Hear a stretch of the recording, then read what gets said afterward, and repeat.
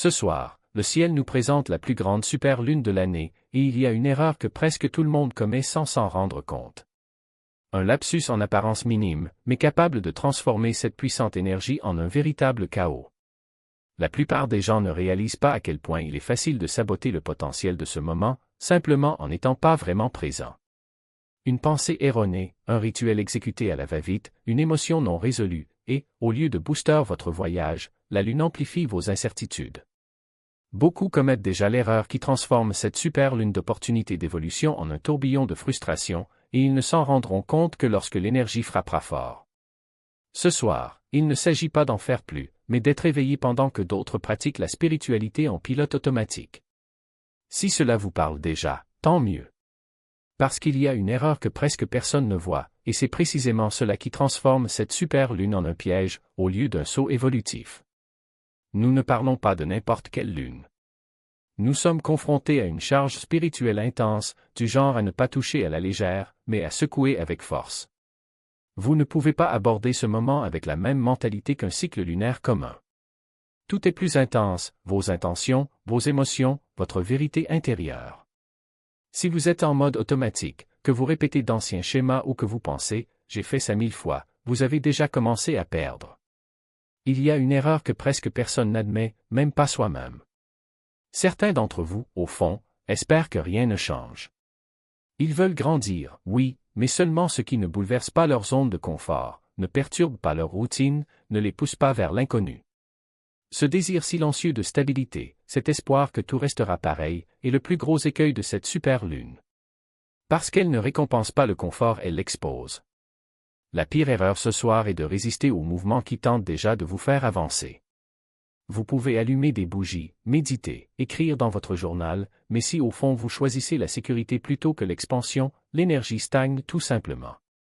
Non pas parce que vous avez échoué, mais parce que l'univers n'impose pas la croissance à ceux qui freinent. La superlune amplifie la direction dans laquelle penche votre âme. Si vous vous ouvrez au changement, cela s'accélère. Si elle s'accroche au connu, elle devient paralysée. Et rien n'est plus lourd qu'un destin qu'on refuse d'embrasser. Vous savez très bien que rien ne vous retient plus que de prétendre que vous êtes prêt aux transformations tout en priant pour que rien ne change. Et ce qui est ironique, c'est que certaines personnes ne se rendent même pas compte qu'elles font cela. Ils appellent cela la patience, le timing et même la foi. Mais en réalité, il s'agit d'une hésitation déguisée en spiritualité. Aujourd'hui, l'univers ne vous demande pas si vous êtes prêt. Demandez si vous êtes prêt. Et si cela remue quelque chose en vous, c'est le signe que vous devez y prêter attention. Mais la prochaine erreur n'est pas mentale ou émotionnelle, elle est instinctive. Et la plupart des gens ne pensent même pas à y prêter attention. Vous ignorez le signal le plus puissant qu'envoie cette lune. Tout le monde parle de la superlune, de la luminosité, de l'intensité, de l'énergie. Mais presque personne ne mentionne la lune Castor. Et c'est là que réside le vrai sens. Les castors ne sont pas des êtres mystiques flottant entre les dimensions. Ce sont des bâtisseurs, des stratèges, des architectes de leur propre monde.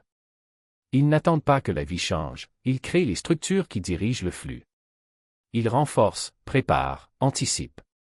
Ils construisent avant la tempête, pas après. Cette lune ne consiste pas à souhaiter, rêver ou espérer que la vie change comme par magie. Il s'agit de réparer ce qui fuit, de renforcer ce qui est faible, de solidifier ce qui soutient votre stabilité, votre identité, votre paix. Et voici une vérité que personne ne vous dit habituellement. Si vous essayez de vous manifester sans avoir de base solide, ce que vous attirez s'effondrera dès son arrivée. Non pas parce que vous n'êtes pas béni, mais parce que les bénédictions atterrissent dans des structures réelles et non dans des fantasmes. La manifestation n'est pas magique, c'est une préparation à une réunion de mouvement. La lune Castor n'est pas romantique, elle ne nourrit pas l'ego ni la spiritualité performative. C'est brut, pratique, enraciné dans l'instinct de survie et une planification supérieure. Maintenant, la vie nous demande, où avez-vous besoin de renforcer? Quelles habitudes s'effondrent sous la pression? Quel rêve a besoin d'une véritable structure derrière lui, et pas seulement d'une jolie intention? Ce n'est pas la lune pour flotter vers le futur. C'est la lune qui construit le pont vers lui. Et si vous comprenez cela, vous êtes déjà en avance sur 95% des personnes qui regardent le ciel aujourd'hui. Parce que nous sommes sur le point d'entrer dans une énergie que peu de gens perçoivent, l'impulsion instinctive qui sépare ceux qui évoluent de ceux qui répètent des cycles. Vous ne devriez pas ressentir cela en ce moment, mais vous devez le faire. Il y a une émotion que presque tous ceux qui recherchent une croissance spirituelle évitent pendant les phases lunaires puissantes, non pas parce qu'elle est mauvaise, mais parce que nous avons été conditionnés à penser qu'elle nous rend moins évolués. Je parle d'envie. Pas si mesquin, qui vous fait ressentir du ressentiment envers le succès des autres. Mais ce pincement au cœur que l'on ressent quand quelqu'un réalise quelque chose qu'au fond, on veut aussi. Le travail que vous vous disiez que vous n'étiez pas prêt à accepter. La relation dont vous faites semblant de ne pas vouloir. Le style de vie que vous vous murmurez que vous aurez, un jour. Beaucoup de gens essaient d'enterrer ce sentiment, de s'en éloigner en méditant, de le masquer avec une gratitude forcée ou une positivité artificielle. Mais cette superlune n'amplifie pas l'envie de vous punir, elle met en évidence un désir que vous avez eu peur d'admettre. Quand cela apparaît dans des moments comme celui-ci, ce n'est pas de la jalousie. C'est la direction. Cela révèle ce que vous désirez profondément mais que vous ne vous êtes pas permis de poursuivre. La culture spirituelle enseigne souvent que vouloir plus est égoïste, qu'il faut se contenter de ce que l'on a et ne pas se comparer aux autres. Mais soyons honnêtes, parfois, vous n'évoluez que lorsque quelque chose ou quelqu'un vous oblige à affronter votre propre fin.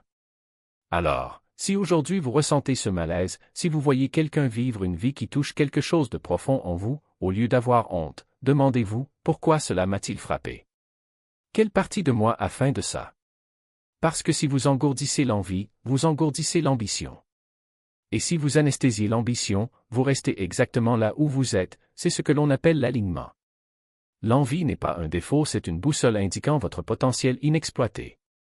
Alors, lorsque ce sentiment surgit aujourd'hui, ne le noyez pas dans une fausse paix. N'essayez pas de le spiritualiser. Laissez-le brûler un peu et transformez cette brûlure en action. Cette lune n'est pas venue pour vous rendre plus instruit. C'est venu pour vous rendre plus honnête. Vous n'êtes pas là pour prétendre que vous n'en voulez plus. Vous êtes ici pour enfin admettre que vous le souhaitez. Et les gens qui osent être honnêtes au sujet de leurs désirs sont ceux qui sortent du marasme sous des lunes comme celle-ci. Maintenant que vous faites face à ce que vous ressentez, nous devons parler de quelque chose d'encore plus profond. À son propre rythme au nom d'une urgence qui n'est pas la vôtre. Cette lune ne vous demande pas d'essayer plus fort, elle vous demande de vous écouter davantage. Et lorsque vous ignorez l'appel du silence, lorsque vous échangez le calme contre l'agitation, vous dites en fait à l'univers que vous ne faites pas confiance à votre temps. Qui ne croit pas que la transformation peut se produire sans précipitation, sans drame, sans qu'il soit nécessaire de prouver quoi que ce soit? La peur de perdre de l'énergie est ce qui éloigne le plus les gens de l'énergie. Parce qu'au fond, cette peur ne concerne pas la lune, mais la méfiance selon laquelle vous, seul, sans rituel, sans performance, sans validation des autres, suffisez. Et c'est précisément cette méfiance qui vous maintient coincé dans des cycles d'efforts vides de sens. La vérité est que vous n'avez pas besoin de chasser la lune. Elle est déjà en toi.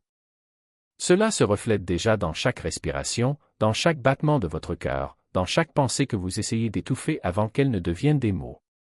L'énergie n'est pas là en attendant que vous la capturiez. Il est là, palpitant, attendant que vous arrêtiez de le fuir. Et quand vous vous arrêtez enfin, quand vous abandonnez le besoin de faire quelque chose de grand, quelque chose de visible, quelque chose qui peut être partagé ou applaudi, c'est là que la magie opère. Parce que la lune n'a pas besoin de témoins.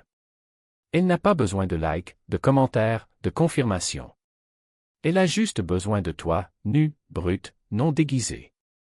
Et c'est à ce moment-là, où l'on s'autorise à être petit face à l'immensité du ciel, que l'on devient assez grand pour recevoir ce qu'il a à offrir. Mais il reste un dernier obstacle, et c'est le plus insidieux de tous, l'illusion que vous savez déjà ce que cette lune attend de vous. Vous lisez les textes, écoutez les gourous, suivez les conseils, et du coup vous pensez comprendre. Qui a déjà déchiffré le code? Il ne reste plus qu'à appliquer la bonne formule et le tour est joué, transformation garantie. Mais la lune ne fonctionne pas avec des formules. Elle ne suit pas les manuels. Cela ne se répète pas. Chaque rencontre avec elle est unique, car vous n'êtes plus le même qu'avant. Et si vous arrivez ce soir-là avec des réponses toutes prêtes, avec des attentes rigides, avec la certitude de savoir ce qui va se passer, vous fermez les portes à l'inattendu. Le plus grand cadeau de cette lune n'est pas la clarté que vous recherchez, c'est la volonté de ne pas savoir. Pour se laisser surprendre. pour la laisser vous montrer quelque chose que vous n'étiez pas prêt à voir. Parce qu'au fond, tu ne veux pas de réponse. Vous voulez de meilleures questions. Vous ne voulez pas de certitude, vous voulez le courage de vivre avec l'incertitude. Et cette lune n'est pas venue pour vous donner une carte. Il est venu vous rappeler que vous savez déjà marcher, même si vous ne voyez pas le chemin.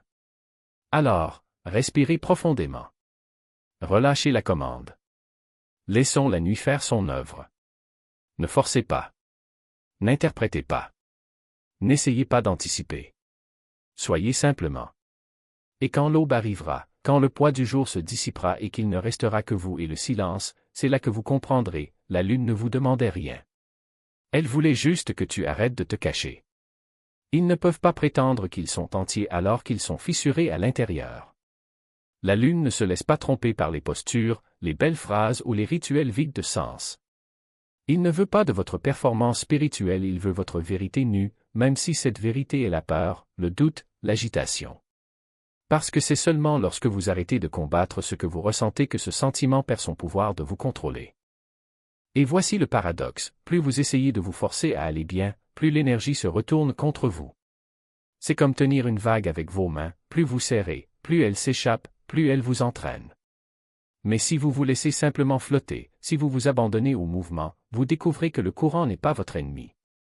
Elle t'emmène. Le problème n'est pas le ressenti.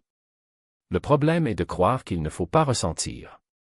Donc, si la nuit apporte de l'agitation, ne la chassez pas avec des mantras ou des méditations forcées.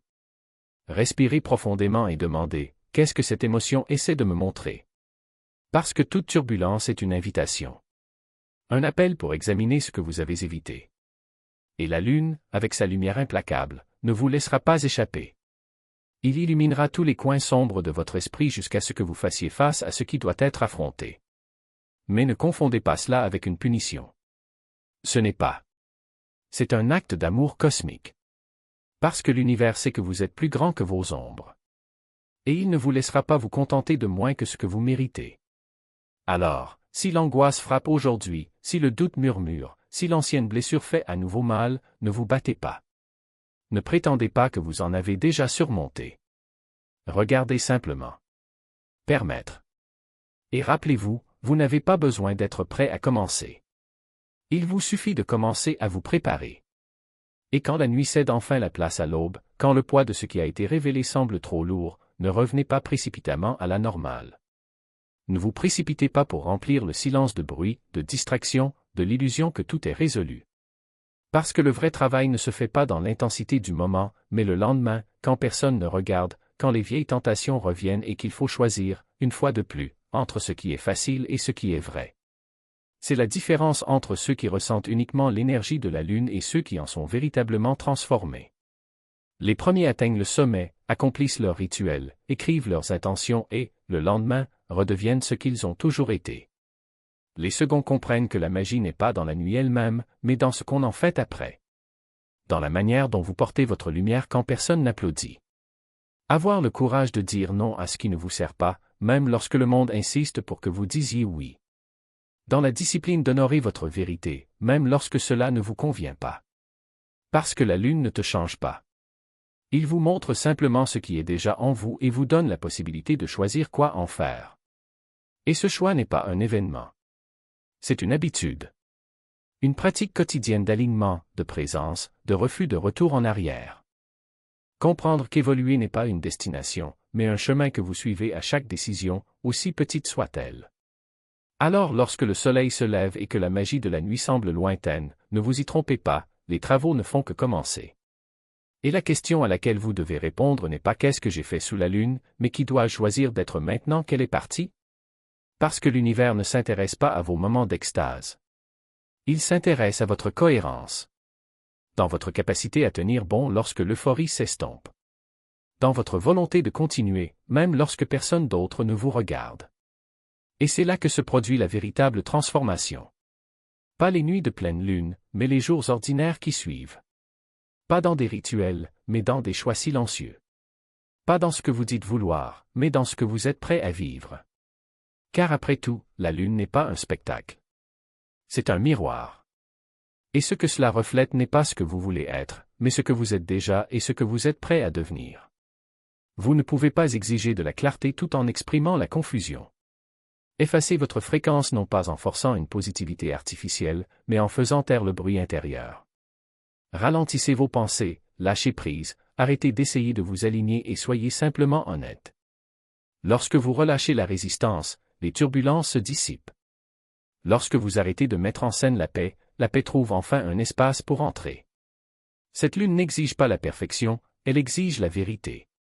Et une fois que vous vous y tenez, l'énergie commence à travailler pour vous, pas contre vous. Parce que maintenant, vous êtes prêt pour la dernière leçon de cette super lune, celle qui décide si cette force vous élèvera ou vous laissera là où vous étiez avant son apparition. L'énergie que vous poursuivez vous rejettera. L'énergie que vous devenez vous trouvera. Il y a un désespoir qui s'insinue dans la pratique spirituelle, surtout lors de nuits puissantes comme celle-ci.